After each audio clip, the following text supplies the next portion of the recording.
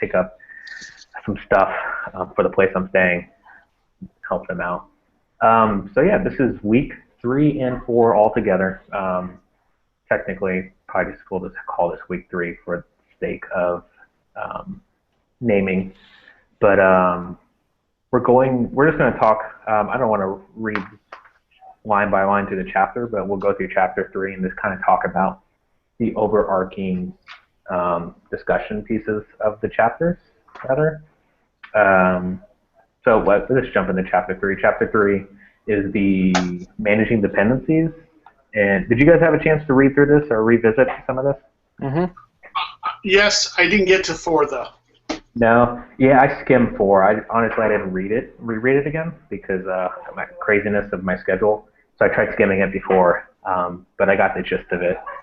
But for the sake of managing dependencies, I like this. Actually, it really goes hand in hand with chapter 4 anyway, because as far as dependencies goes, it's like talking back and forth to. Let me share what I'm looking at right now. Yeah, so talking back and forth to the different objects inside the classes, making sure that I'll just kind of intertwine chapter 4, which is creating flexible interfaces. Managing dependencies, they're talking about keeping stuff simple and being able to have that ability of moving things without being tightly coupled. So this next section is called writing loosely coupled code, and that's exactly what it is. So if you had to have, they talked about gears, and here's a big no. Gears is actually creating a new wheel object within the gear inches method. And that hurts because the problem with that, you can't just now take your inches and do other things with it, or if certain things, for example, were, let's say a wheel needed something new, like rim and tires, but maybe they needed something else, like, this is crazy, but maybe pavement style or something like that, to add that in there, then you'd have to update this call right here every time you change the wheel method. So what they eventually tell you to do is actually pass in a wheel object here, and that's what's happened. So then you can create more flexible interfaces, kind of like how these objects what do you call these, spheres or whatever. You want to create more of this right hand side, where if this section represented gears or wheels, you could just take that and move it here if you wanted to. So since gear now knows about wheels, maybe bike frame, if this was an object right here called bike frame, then you could actually add wheels here just as easily. So, and yeah, this is something to think about as we start this project. So I'm in a great position, actually. I know, Jeff, you've been knocking away a lot of, well, you haven't done a ton, but you added some different objects to the bacon rating project. Mm-hmm. I went ahead and merged a pull request because honestly, this was the first day I actually had my computer set up and ready to go to actually do code. Okay. I turned in my other computer, and the other computer was owned by my job. So I had to turn that in. So I didn't really have access to any code for a while.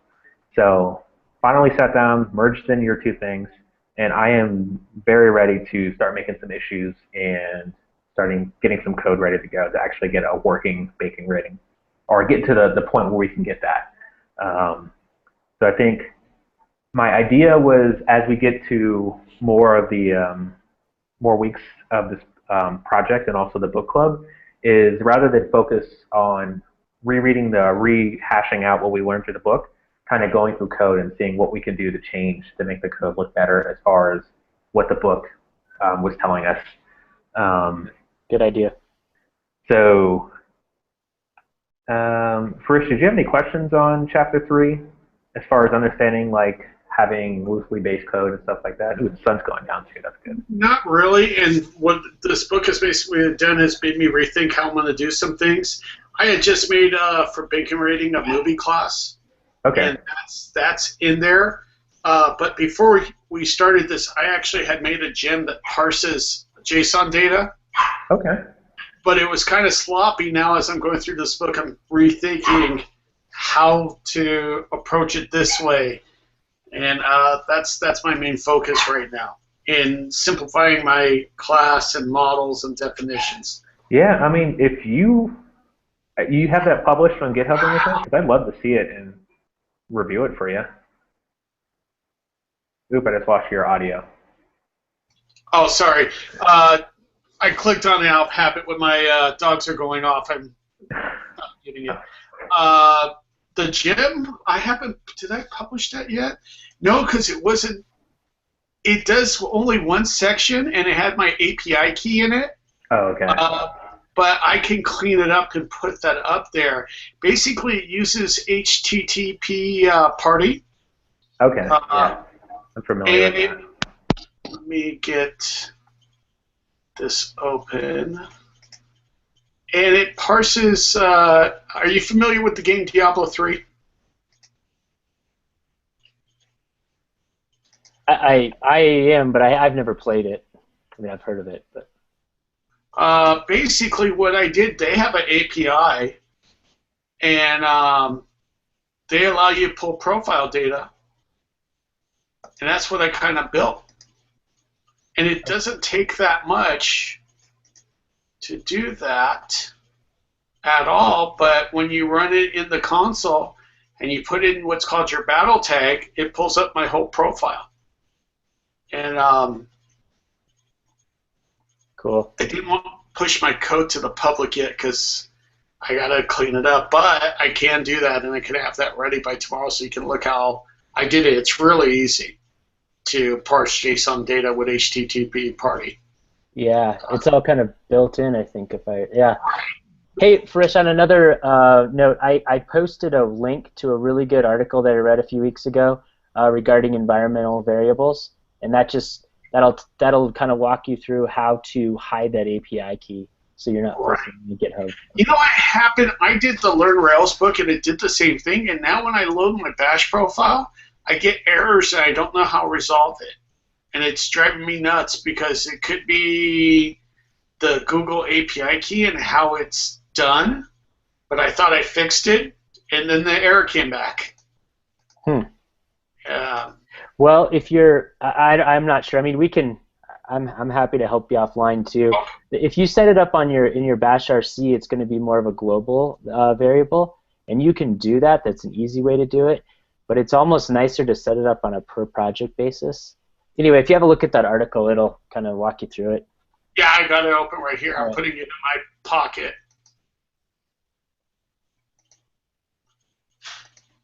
There we go.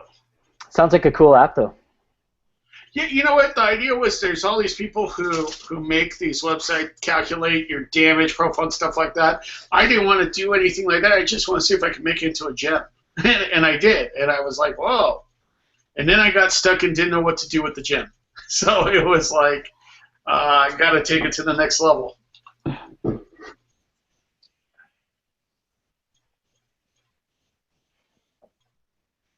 I keep lifting this up. Right. But before all that, I just made like I said, a model, a movies model, and I didn't have much in it because I wasn't sure how far we were supposed to take this.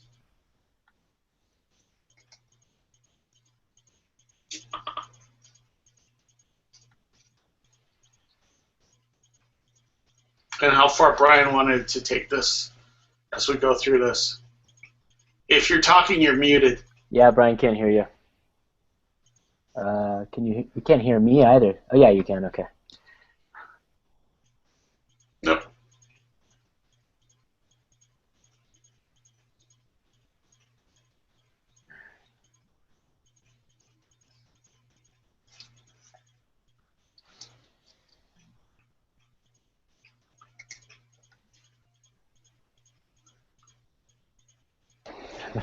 Can you hear me now? Now we can hear you. Yep.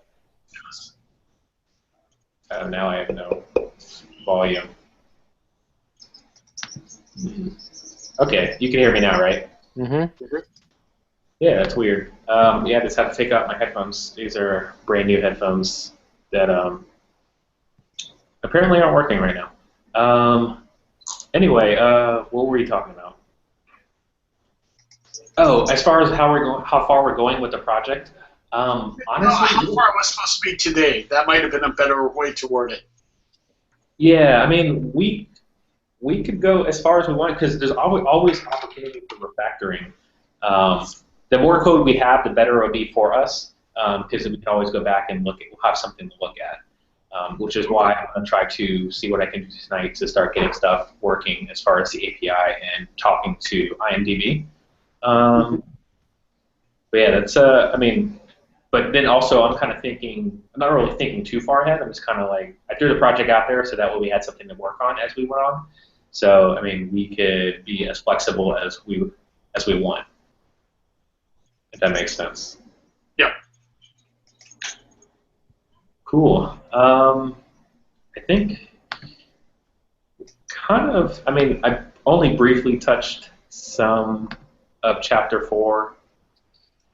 Pretty much kind of covered the gist of Chapter 3. There's one thing that came up at the end of Chapter 4 was called the law of the meter, which I'm not sure, Thoughtbot changed it a lot, but I got access to Ruby Science, which is Thoughtbot's book, which is a very, very good book. It goes all these like best practices in Rails, kind of like Eloquent Ruby, but smaller, much smaller book.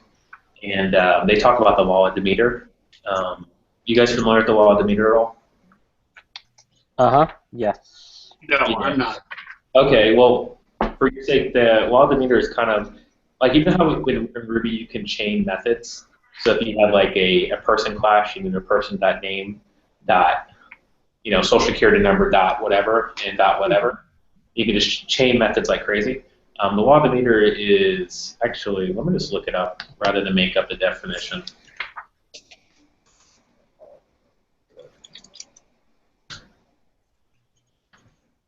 So it is the principle design, and it's a principle and design for the code. What's the definition now?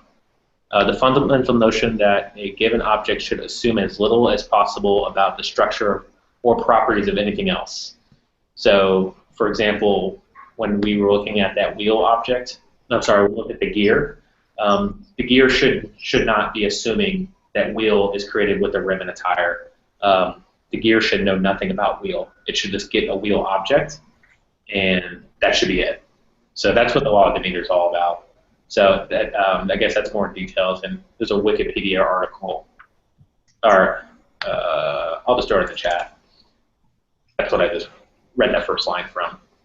But yeah, when I read this book, I had no idea of the law of the meter, but I heard about it so many times, and it kind of sparked me to actually look into it and understand how that works.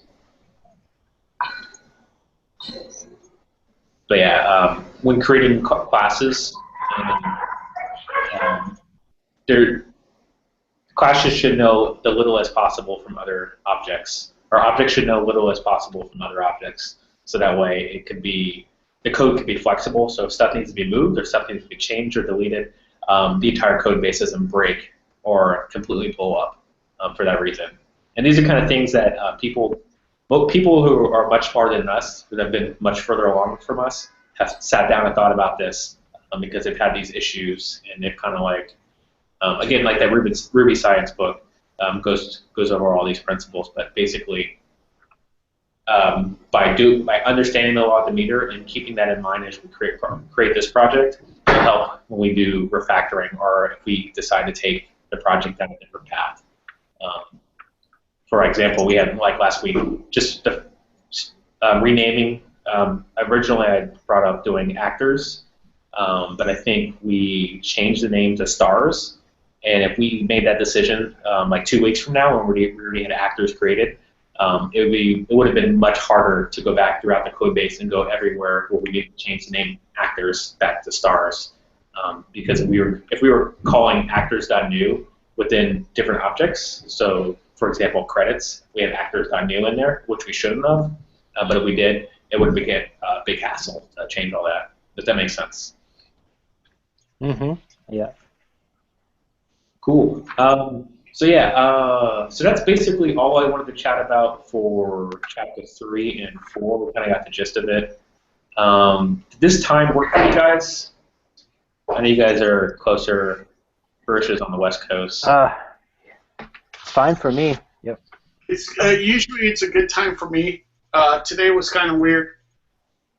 I was about 100 miles away, so I didn't know how traffic would affect me. Okay.